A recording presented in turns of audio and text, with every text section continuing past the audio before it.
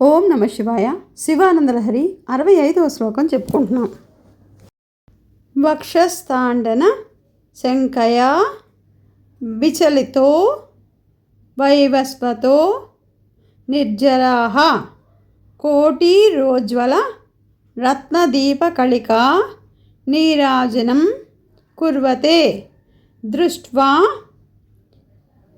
ముక్తివధూ స్తనోతి నిభృతా శ్లేషం భవానీపతే య చేత స్తవ పాదపద్మ భజనం తస్యేహ కిం దుర్లభం.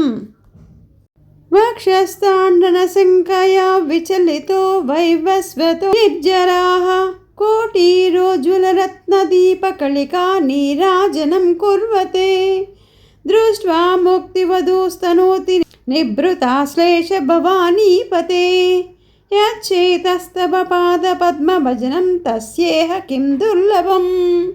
ఓం నమ శివాయ.